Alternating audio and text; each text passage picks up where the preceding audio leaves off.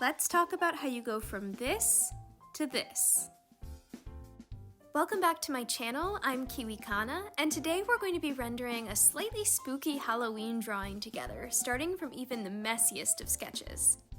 I like to start my work with absolutely no references just to get my creative energy flowing, and then I focus on fixing the forms in my line art stage. I definitely recommend trying this out. It helps me be a lot more fluid and adventurous with my work. At this point, I bring in a reference. Right now I'm using Magic Poser. This is obviously not sponsored, but it makes seeing the forms and specific lighting so much easier, so I definitely recommend it. It took me about 2 seconds to pose the mannequin's head at the angle I wanted, and I'm just using it as a guide for placing the facial features in my line art process. At this point, I'm still keeping everything really loose and messy, and this is your reminder that if you know you're gonna paint over everything, you really don't need to have clean line art. In fact, it can save you a lot of time and heartache just to skip cleaning everything up. It's gonna get covered up anyway. I should mention that this drawing is inspired by a Halloween OC challenge created by Mochi Lovecraft here on YouTube. Here's a little clip of the video and what I ended up with, and this is sort of what I kept in mind when I was initially sketching out my character. I changed things up a bit, but it was definitely my jumping off point. The devil idea made me think instantly 1920s speakeasy for some reason, but it kind of made sense to me to have this sort of devilish lady trying to convince you to maybe take part in some illegal activities in this speakeasy, so that's what I ran with. You will have just seen me dropping a purple and red gradient map, which is always my first step when adding color. Picking the background is really important because it's gonna help me keep all of my colors cohesive and inform which values I should pick when working on the character. Now I'm just blocking in my shadow shapes to get a sense of the lighting. It's really important at this step not to get too detailed and focus on the overall transition from light to dark.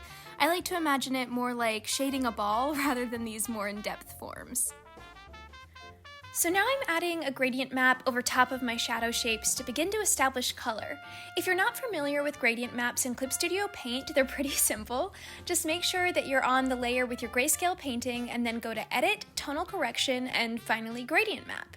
Then you can just scroll through your options until you find a starting point that you like, or you can even make your own gradient maps. All of the ones you see me scrolling through here are free sets that I've downloaded from the Clip Studio Asset Store, so make sure to check those out if you want to use this method. Now we're at the fun part, actually getting to paint. I'm still focusing on the larger shapes of the face, but I am slowly starting to add more colors and details as I progress. I keep my brush a little larger than I usually do in an effort to not get too detailed. I wanted this piece to have a sort of sultry and smoky feeling, so keeping her features a little rough and undefined felt like the best way to achieve that. I'm kind of notorious for zooming in on one feature and doing too much rendering too fast, so I'm really working hard here to keep everything zoomed out and loose. I also brought my reference back in at this point to fix her nose. I really struggle with noses sometimes, especially when drawing a head tilted downwards. I just have less experience with that angle, so my references are a real lifesaver. Now I'm moving on to the hair. In the initial OC challenge, the colors I picked were red, gray, and black, but I'm opting for a more purple color instead in an effort to keep up a cohesive color scheme with the background that I chose. Hair is one of my favorite things to render because I feel like I can have a lot more creative freedom in the process. I usually just lay down random shapes and colors and it usually turns out okay. I definitely don't have that luxury when rendering the face or clothes. I guess I just need more practice there. I'm working on cleaning up her body a little bit here, and now I'm adding back in her pearl necklaces, which I think really helps sell the 20s vibe. Something to remember when adding in smaller details like this is that less really is more. You'll notice that I do very little other than a small gradient across the whole area and then some very carefully placed shadows and highlights. Over-rendering these pearls would really make them stick out, and not in a good way because they're not going to match the level of detail in the rest of the piece. It also just makes my life easier not to have to put in too much attention into them. Finally, I'm moving on to the smoke effects in the background, and I'm not too focused on making it actually look like real-life smoke. Instead, I'm more interested in creating a visually interesting silhouette that should hopefully aid in drawing the eye back into the focal points of the piece. I was having some issues with muddiness in this shoulder, and muddiness is 9 times out of 10 an issue with values. So my initial reaction in situations like this is to add a darker value here, but it's important for me to remember that skin and shadow is still going to reflect some of its surroundings. So in this case, I'm adding a desaturated bluish purple to mimic the purple in the background and the smoke effects, and I think it works pretty well. I've been avoiding this hand the whole time because much like every artist, hands are such a struggle. And it's always unfortunate because the two places most people look first when viewing an art piece is the face and then the hands. Hands are really incredibly expressive and they tell you a lot about your character and how they're feeling, so it's really important to get them right. I just could not figure out for the life of me how to paint this thumb, so instead I'm adding really long pointy nails to distract myself from my lack of skills here. I'm also moving her arm in a bit because I felt like it was looking a little too long. I don't mind that the piece has an unnerving vibe to it, and her slightly longer proportions help with that. It's kind of reminiscent of the other mother now that I'm thinking about it, but her arm right now is definitely pushing it.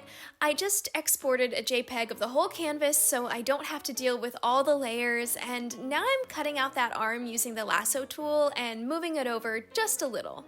In my initial sketch, I was going to give her some smoky devil horns, but I really wasn't liking how that looked, so instead I'm adding the tiniest wisps of smoke around her head to kind of allude to the horns without it feeling like they're overshadowing or overpowering the rest of the piece. Finally, we're moving on to my favorite part of any drawing, which is adding in the details to the eyes. I don't know why or when I started doing this, but I always save this step for when I'm wrapping up whatever I'm working on. I feel like it just brings so much life and energy to the painting, and it gives me something to look forward to at the end of my process. I guess it's kind of like an incentive for me to push through the more difficult parts of the work. If you're an artist, let me know if you do anything like this. I'm really curious to know if I'm the only one. I'm sure I'm not. Now I'm just finalizing all of my details. At this point, the piece looks mostly finished, but there's still a lot of tweaking that goes into the final product. I'm honestly just really glad that I've had the opportunity to work digitally again. I spent the majority of October doing traditional drawings of my OCs Angora and Valen for Inktober.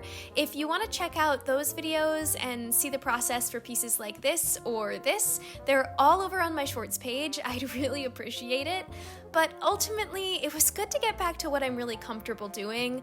I'm also going to have another video up about my Inktober process soon, along with tips that I would recommend if you want to try it for yourself next year. So if you're interested in that or in seeing any of my other future videos, please feel free to like this video and subscribe so you don't miss out on a future upload.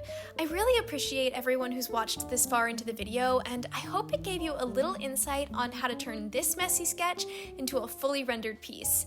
Thanks so much for watching, and I'll see you in the next one.